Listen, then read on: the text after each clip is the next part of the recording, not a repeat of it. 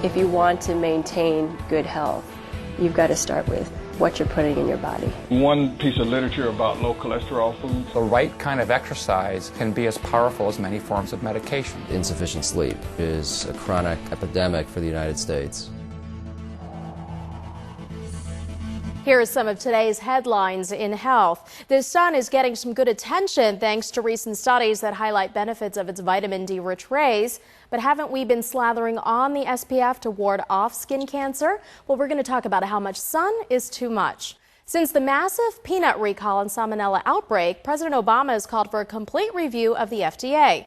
And kids as young as 3 who are overweight or obese show early signs of developing some very grown-up diseases. I'm Anupi Singla, and you're watching The Daily Dose. New research out of the University of Miami reveals that obese kids as young as 3 show signs of developing chronic diseases like heart disease and type 2 diabetes. This comes on the heels of another study released in the British Medical Journal that warns childhood obesity can be as dangerous as heavy smoking.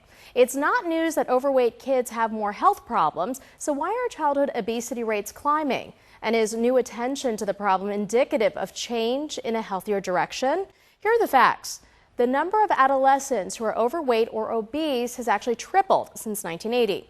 More than 1/3 of American children are obese or at risk for obesity.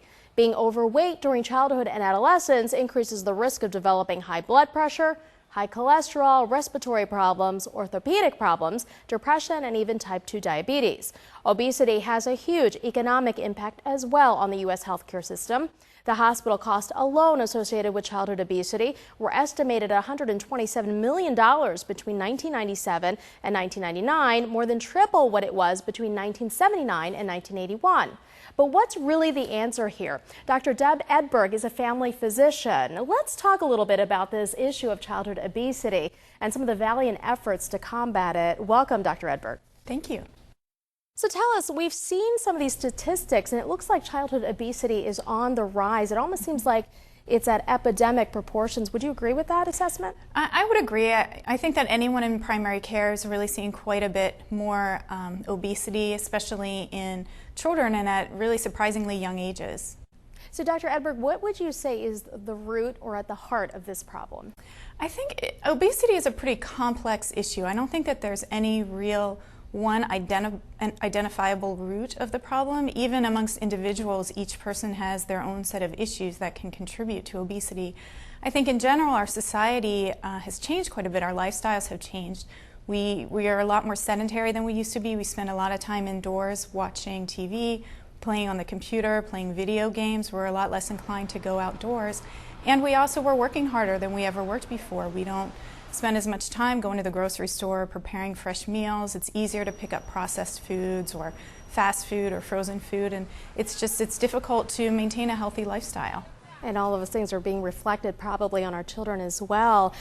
We mentioned earlier, too, that obese kids as young as 3 show signs of chronic diseases. At what point do you think that parents should test their children for these diseases, and how do they know which tests are best for their children? Well, I think that that's something that you really need to discuss with your primary care physician. For me, as far as diseases like cholesterol, I don't know that it's necessarily worth getting tested. I mean, if your child is obese, that's clear without any type of testing, and the treatment for high cholesterol or diabetes or high blood pressure in a child is pretty much the same initial treatment. You really need to help your child to lose weight. You need to change their lifestyle, get them to be more active, and work on their diet. The one exception I would say would be diabetes. If you're worried that you've got a family history or you're worried your child may have diabetes, that we may start treating with medication earlier on. But other than that, it's really about treating the obesity first, and the other medical problems will fall into place. Now, doctor, weight can be a sensitive issue, especially amongst this age bracket. How do you broach that with your patients? You know, I find that when patients come into a doctor's office, they really expect to talk about sensitive issues. So I don't think that it's as difficult as it might appear. I tend to be pretty upfront with my patients. We have graphs, and we can show a person, you know, here's where your child falls on the growth curve, and it's pretty obvious when they're falling off. And then we can just talk about, you know, that it seems like weight may be a problem with your child. what do you think that we can do to work on this and to help this? And most patients really respond pretty positively. Now, what are you telling the parents as well? How is it for them in terms of tackling this obesity issue? What's the advice that you give the parents? Yeah, it's not, it's really important to not focus on the child and this being the child's issue. It's really a family issue. This isn't something that can be addressed by saying to the child, you need to change your lifestyle. It's about the family changing their lifestyle as a whole, because the whole family needs to follow a healthy lifestyle, needs to be more active, need to eat healthier foods, work on portion control. And it's really important not to make this seem like it's a punishment for something the child has done wrong. It's just about changing the entire family's way of life to live healthier. And would you say that tackling this childhood obesity problem is different in any way than addressing it in adults? I do think so, because it's a unique situation where your patient is really not responsible for their own health. When you've got a child, the parents are really responsible for what that child is eating and what kind of activity they have. So you've really got to address a parent who may likely be struggling with the same sort of issues and with their own weight problems and their own issues that they have with food, and talk to them about how they need to change a lifestyle for a child. But I really like to impress upon the parents that it is really their responsibility to help their child be healthier. And so, Dr. Edberg, in your approach, approach with patients, what has been, would you say, the most effective way to address this obesity issue amongst your patients? Yeah, I can't say that I feel that I've been any more effective probably than anybody else. I think it's really about a patient making a commitment to want to change. When somebody is ready to change, then I can offer all the support that they need. And what I like to do is really set up a plan of action. What's the activity going to be? What are we going to do in the house? What will we remove from the pantries? What are we taking out of the refrigerator? How are we going to prepare the meals? That sort of thing. And then we just follow up closely, come back every month or every 2 months and see how that plan is going. I don't focus so much on the pounds that the child weighs, but what their activity level is, how they feel about themselves, and what their diet has turned into. All good advice. Now let's review our headlines. The group behind the Got Milk ads recently surveyed what Americans know about vitamin D. They found that 85% of Americans believe they get all the vitamin D that they need from the sun. Dr. Edberg, now there's an obvious contradiction here. Should we be in the sun? Should we not be in the sun because of skin cancer? Can you clarify that a little bit? Not really. It is a little hard to know what the right thing to do is. The experts will say probably all of the sun that you need if you live in a sunny climate is about 10 minutes a day for 3 or 4 days a week. But the problem is you really do need to weigh that benefit against the risk of sun cancer, and especially if you're someone that's fair-skinned, if you're blonde or a redhead, if you freckle easily or have a lot of moles, or especially if you have skin cancer in your family, you really don't even want to risk that much sun.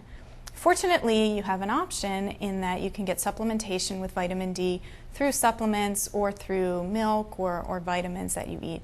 You really want to talk to your doctor about what's the appropriate amount for you. The guidelines will be changing shortly. A lot of research is being done that recommends that we probably need a lot more vitamin D than we think we do.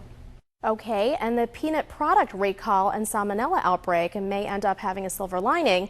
Because of the widespread effects of the contamination, President Obama said there will be a complete review of the FDA. In the meantime, doctor, what are you telling your patients that are a little bit nervous about the safety of the food in their pantries?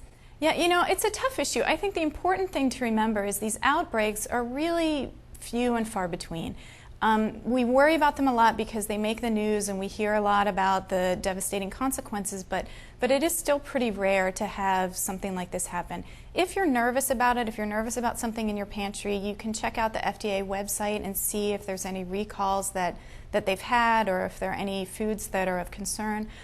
Really the safest thing to do if you can is to try to prepare your own food, buy fruits and vegetables that are fresh and prepare your own, but that's not to say that everything else in your pantry most likely is going to be pretty safe.